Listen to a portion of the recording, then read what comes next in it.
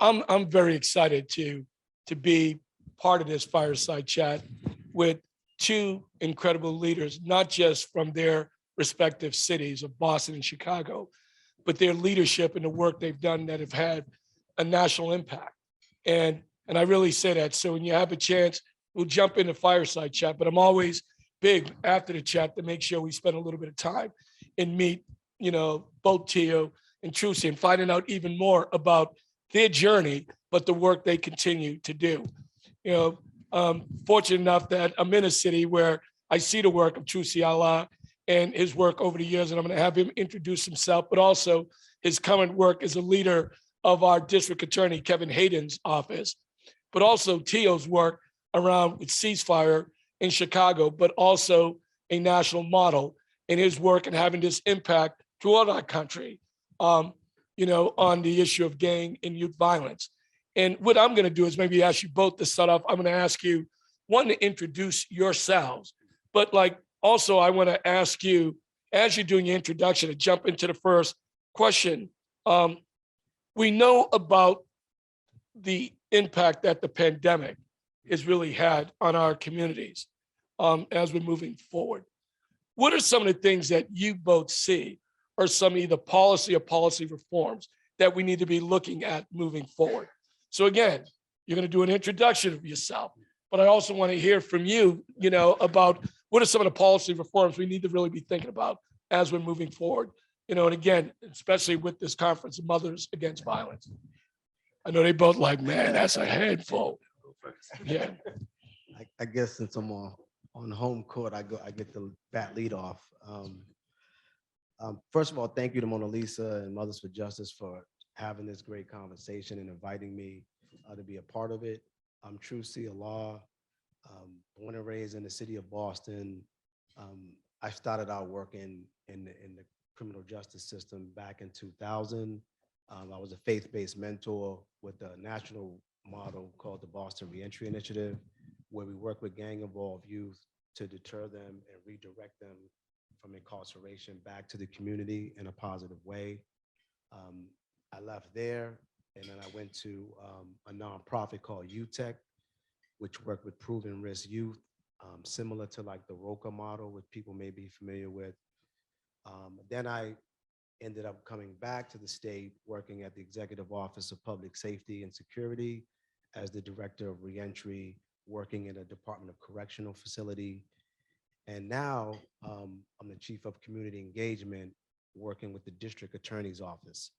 So for me, this conversation and this important issue is, I come full circle.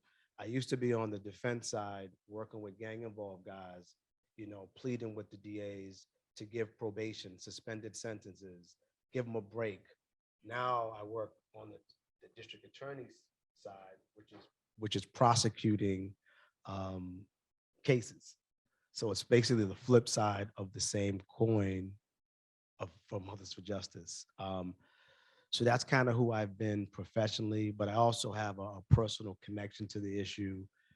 Back in the mid to late 80s, was gang involved, did all of the things that I help young people steer away from today. And the blessing for my journey was I was one of 4 to actually get a governor's pardon from Governor Deval Patrick for the work that I did that Rob Lewis talked about. I'm just happy to be here, having someone that I look up to facilitate the conversation. I'm just honored to be here. In terms of policy connected to the pandemic, I would say we're in this, where employment has been affected, which affects people's ability to pay their rent, pay their mortgages. I think that there needs to be some kind of a moratorium that helps returning citizens, 1, establish stable housing, and 2, I think if we could create some kind of a protected category, similar to the way we do military vets who end up in the criminal justice system. If we can have something that protects men and women who go through the system, and even survivors of homicide, some kind of government assistance for that area, I think we could do a lot of things, because desperate people do desperate things, and hurt people. So we need to find a way to alleviate the pain on both sides of this conversation, and unite. So that's the way I would introduce it. Thank you, Juicy. Okay, yeah, you want to clap for the brother? Yes, yeah, Yeah. that's right. Yeah. Yeah, I'm T.O. Hardiman, president of Violence Interrupters, not-for-profit organization, and I'm also an adjunct professor in the field of restorative justice and criminal justice at North Park University. It's honored to be back here in Boston with Mona Lisa and the Mothers for Justice and Equality all the time. And that's just basically, I grew up on the streets of Chicago, been around, grew up like a lot of people, absolute poverty, had to pull myself together and make a few things happen in my life, but I'm okay just for today, just put it like that. We like the sum of our experiences. I don't point no fingers at nobody. I'm not blaming nobody for anything. It's just about getting into the solution for me nowadays, right? Just like the brother, I used to be really a very outspoken brother when it comes down to criminal justice reform, which is really needed. But at the same time, I'm a little bit more 50-50 now. And I say that because when it comes down to different policies, I think that criminal justice reform, for me, I'm just speaking for me, it's kind of backfired on society to a degree. I'm talking about the victims. I don't know in criminal justice reform if a lot of people have taken into consideration victims of violence. And I say that because I'm in Chicago, a lot of policies have been pushed forward, which I understand the need to kind of like deal with, the criminal, what you might say, the prison industrial complex. I got that. But when people murder people, take lives or attempted murder and all that kind of stuff, we have to be a little bit stronger as we deal with those type of situations, scenarios. We know that a lot of the crimes that have been committed, we don't know the backstory all the time. Some of the murders might be self-defense. I got that and I understand it, but in a lot of cases, we have any policy that I would like to see change, I would really love to see them, the ATF deal with this illegal gun trafficking. We need a real policy on illegal gun trafficking, because in Chicago, you can buy semi-automatic weapons. I know guys selling them out of shopping bags on the south side of Chicago, if that makes any sense to you. And then more mental health services, and we may have to kind of label mental health as something, categorize it as something different, because a lot of people do not want to be associated with any mental health issues, but a lot of young brothers are hurt out there, and trauma, a lot of times poor impulse control leads to people making bad decisions. I talk to guys in the penitentiary on a regular basis, and trust me, a lot of them would love to take back the hands of time, but you cannot come back from that. So a lot of policies, victims should be taken into consideration, all right? And if you don't mind, Mona Lisa, I'm just gonna send a little quick dedication to the ladies. And I sing a little bit on my talk show. I'm not a professional singer. I just wanna send this to the women, because we wanna kind of wake up the ladies. We're gonna wake them up. Yeah. Hey, look, I'm not gonna sing a total record, but just a tribute to the ladies, right? Here we go. Let me cross one.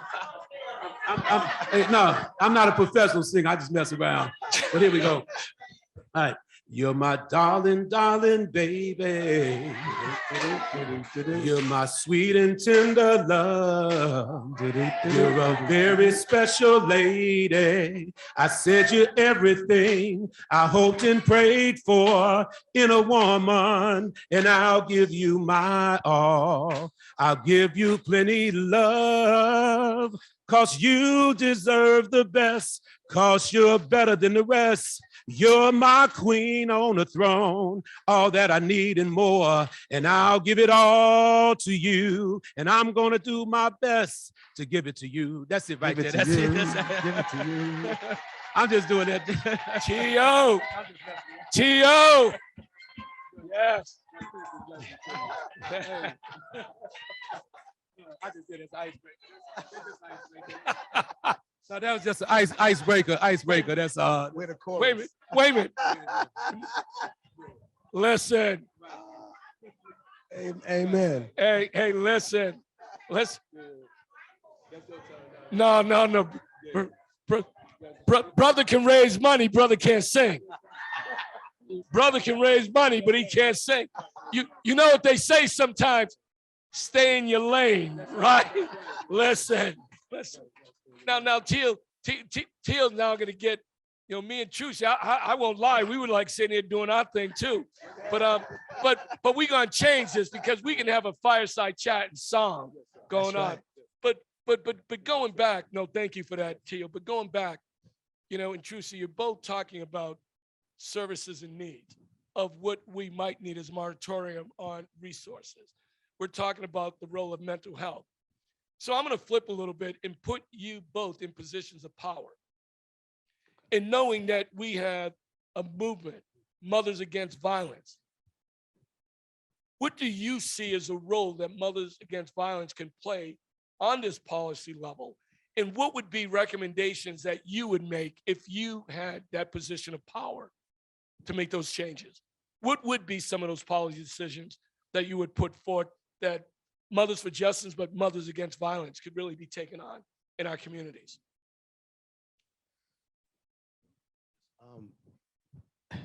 That's a beautiful question. And if I had the magic wand, I would make sure that Mothers for Justice had everything to do with the way things are meted out in the criminal justice system, that the way they play out in courts. A lot of times cases are adjudicated with acquittals, dismissals, and then the family doesn't get justice, right? I feel like regardless of what the jury's, the frailties of that process, I feel like whatever sentences are meted out, whatever remedies, it should be based off of restorative justice, and it should be dictated by the Mothers for Justice leading that decision. That's what I would do.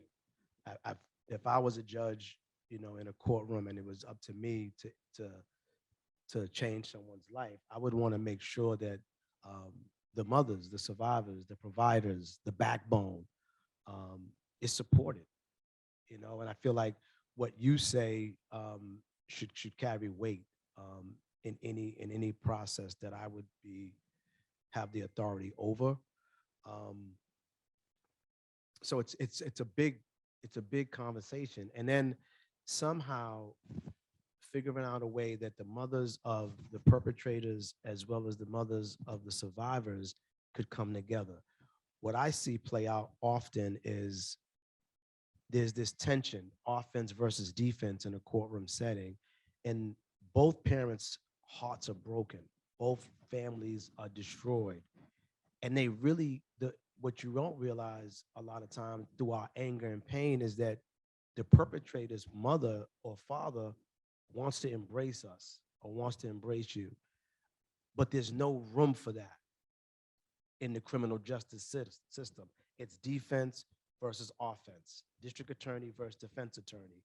And whichever side we're on is what side we stay on. And I think I would change that dynamic because I know both hearts are yearning to come together, and we got to figure out a way to facilitate that conversation because it does happen, but it's one-off. It's not a system. And I would definitely try to speak and change that part. Thank you. With me, yes, indeed. Yeah. So with myself being in a leadership position, I would take a look at more of the restorative justice in the area of helping women and people overall heal. I think the healing process is very important. And then I would make sure we bring mothers of justice and equality to the table so we can have some type of like say-so on policy that's being passed when it comes down to make sure the victims are taken into account. That's so important. And I base this on some facts. In Illinois right now, they had a Safety Act that they passed. They passed it. Now the governor has to go back, talk to victims because we spoke up for victims. Now he has to make changes to the Safety Act because a lot of misinformation about that policy, where there's no cash bail for certain offenders and all that kind of stuff. So now they're trying to rethink it. So I think that having the mothers at the table and even some fathers that may have lost their loved ones to come and speak up for the people, that's something that's lacking in my opinion. And I see it happen all the time because sometimes legislators make decisions from the mountaintop instead of going down into the valley. They don't hear the voices of the people that are here today. And that's why guys like me, I'm an outspoken brother, just to be honest with you. I'm not the guy that kind of tap dance and all that stuff for you. I'm cool, I got a decent personality and stuff, but I'm straight up about my people. So as long as I have all my facts together, I'm the guy that's gonna speak up like never before. Trust and believe me. That's just the way it goes. So, so that's what I would do. I would change the policies as it relates to making sure that we bring, the voices need to be heard out here. When you see the pictures of guys being shot and killed, people don't know the backstory and what families have to deal with every day when they're at home. You know, when they lost their kid, they don't see the crying, they don't see all the tears and all the pain. So we got to bring them voices to the table and heal. People need healing out here. And so, you know, I facilitate healing circles with young guys from the streets. It's really phenomenal. It's phenomenal because those guys are very emotional. You don't think the guys are, but they are. And we have to kind of really dig deep into their hearts and bring out what's in there. So I would push for more restorative justice practices in the field of like peace circles and healing circles, and even some type of community conferencing type of victim offender mediations and everything. That's what I would push for. All right. So, Teal, you've been here the last couple of days, you know, Trucy, the work that you've done in our communities. We don't often find mothers and leaders from across the country that come together and unify and unite and really looking to push these agendas. What guidance or what support or what advice or wisdom would you give the mothers that are here, one, collectively as a group, but also as they're going back and continuing to build their organizations? Because resources, supports, and all of these things are going to be needed for them to be effective. So what guidance or wisdom or support would you give the collective group and for folks, you know, independently as well? I'll just say quickly, I would suggest to everybody here, recommend, everybody just keep working together. You know, you can accomplish more as a collective than trying to work individually. I think Mona Lisa provided a good platform for everybody to come together, and we should actually have these type of conferences throughout the United States. Seriously, now bring them to LA, Chicago, Kansas City, wherever, you know. And then we invite the legislators to be present so they can hear the voices as well. And let's just work together and build a big movement around it. So that's the advice I would give is let's make it out of a national movement. And I already see it happening. I see it happening already. That's what I would do. How does everyone here feel about that? Yeah. Okay, so one thing before I go to Truce to answer the same question, the real deal is, as excited as we are to hear that, it's gonna happen until the next person raises their hand to host it. Yeah. Right, so I'm not put, of course, like a few folks, but no, but I say that in all sincerity. So when Mona Lisa and folks are going back for feedback and input, it is only gonna happen when we're able to unify and others are willing to host it and bring it to your city. So Tio, that's a great recommendation, but it depends on us and the next steps we take. Trucy. Yeah, I would echo what Brother Teal just said. I think the old adage is always true. United we stand, divided we fall. And we just have to stay together. I mean, there's so many different things that get in the way of progress. And a lot of it is self-inflicted wounds, right? A lot of it is, you know, my issue is more important than Chicago is more important than Boston, right? We're so territorial, right? Don't add religion and which school you went to the equation, or where you pledged, or what color you wore, right? There's a lot of things that keep us apart from one another. So I think to add to what Teal said is just uniting, staying together, and building that national movement. Individually, what I would add is that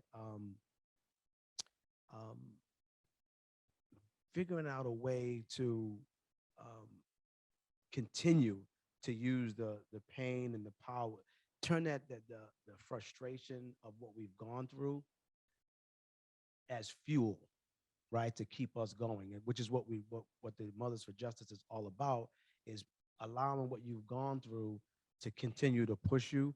But I think making it a national model is the way to go.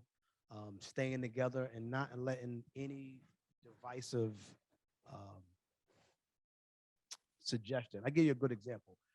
Back when the gang violence was going crazy in Boston in the mid to late 80s, there was an issue. There was the Boston Miracle, That's when all the clergy came together.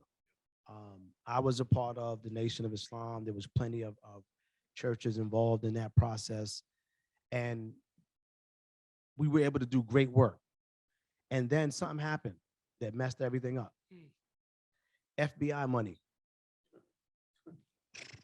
Faith-based initiative is what that acronym stands for. And then what happened was, you follow me? Oh, come on, somebody. I wish I had a witness in the front row. Yeah. Faith-based initiative money came. And then what happened, and instead of us being together in the same locker room with the same jersey, trying to go in the same end zone and with the same direction, we started competing for funding. Sound familiar? Yes. So we have to make sure that we protect against that. And I think we can move the dial, we can move mountains. Trucy, as you're talking about that, going back in the day, during the so-called Boston Miracle, as Trucy was doing work, I was running the gang intervention program here in Boston, the street workers. What also happened with all this FBI money, all of our folks left Boston were traveling around the country getting paid to help other cities. And they weren't home. Right. Our leadership was not home.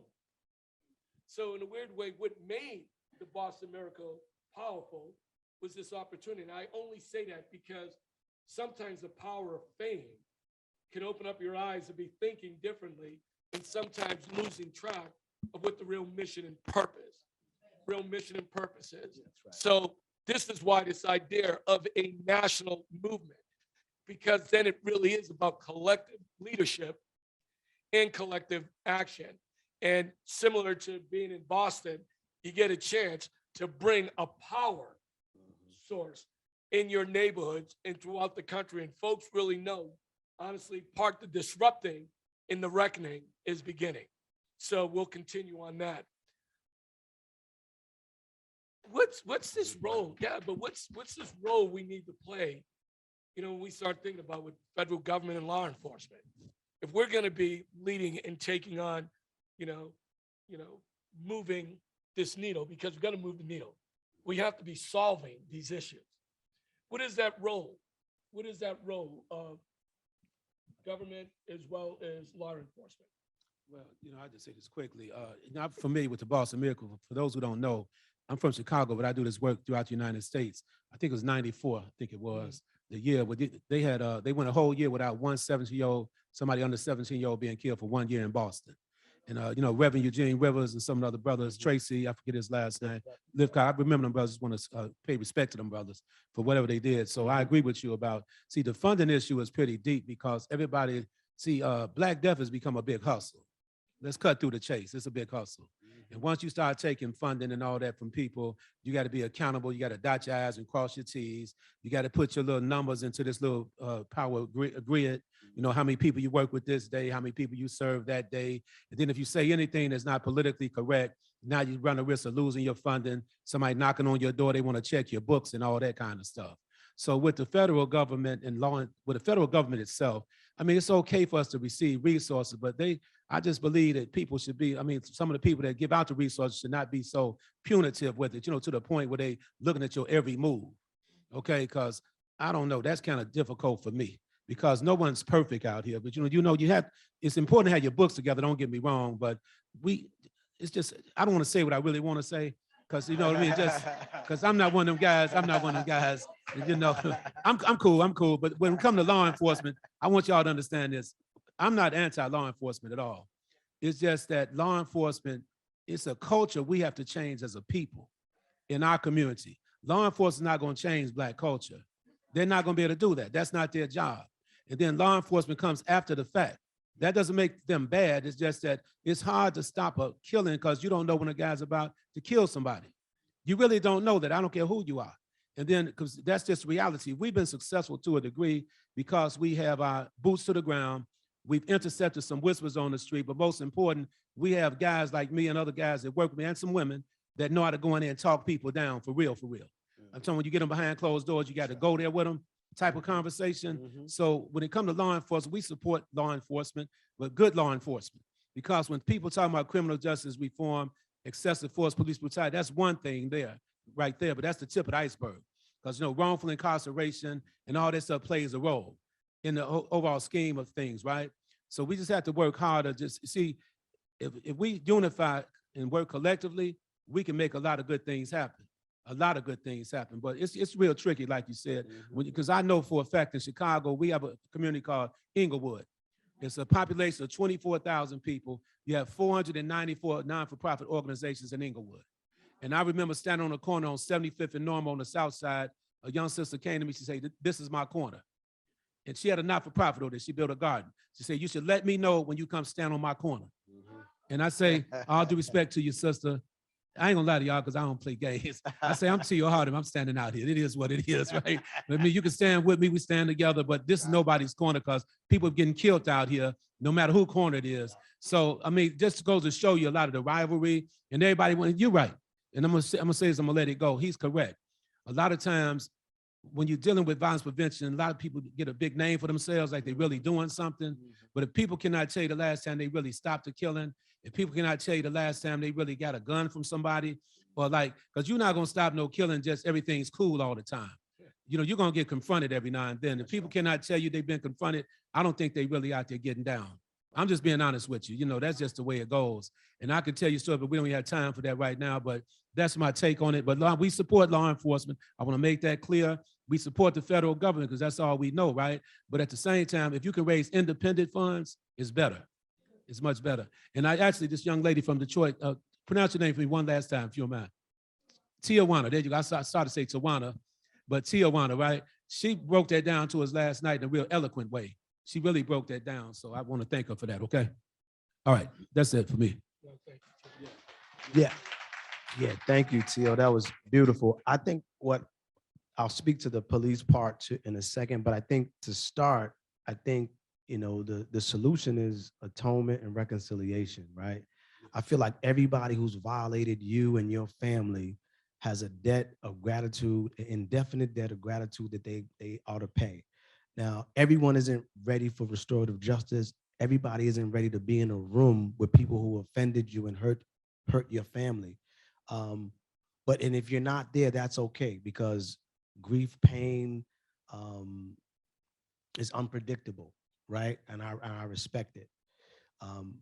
But I feel like everybody who's done something to offend you and your family needs to atone and make reconciliation to the best of their ability. For example, if someone is coming out on parole, right?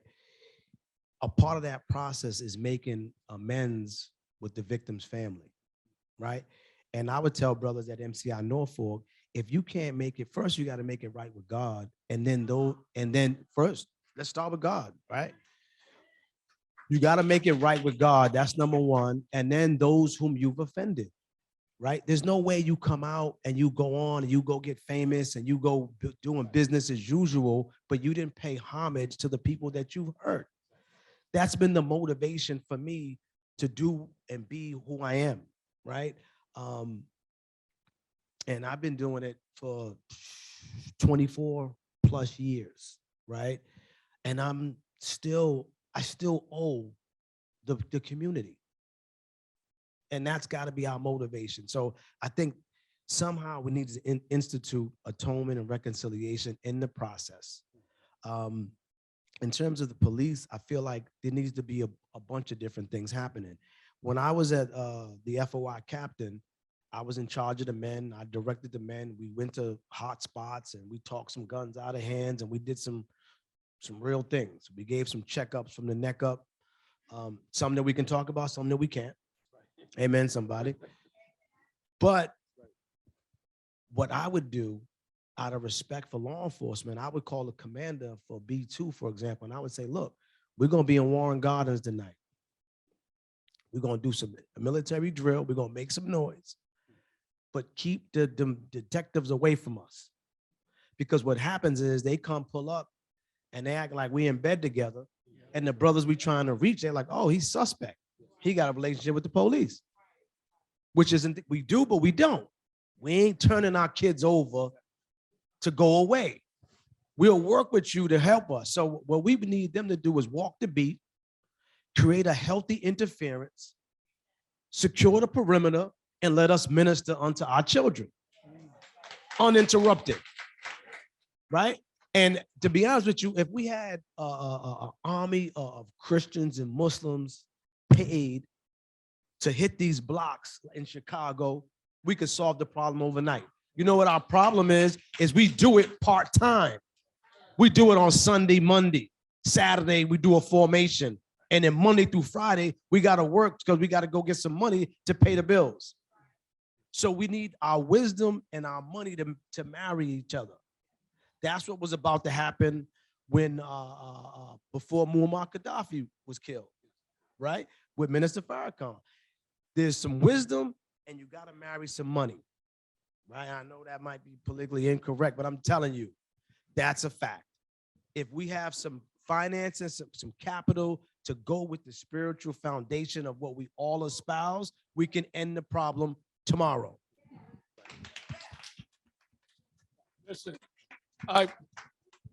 we could go on all day, but I got to wrap this part up. Folks, let's hear it for Trucy Allah.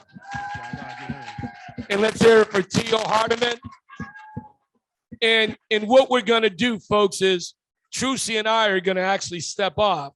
And what we're going to do is we're going to keep on because Tio's going to do his session and he's going to keep moving us forward. But want to both appreciate you, brothers, for your leadership, your work, your guidance, your support, and just being truth and real. Okay. But we got work to do, man. And just thank you for what you do. So Trucy, we're off. Thank you, brother. Chill, you got you, man. Yes. Okay. Okay, All right. now. All right. Okay.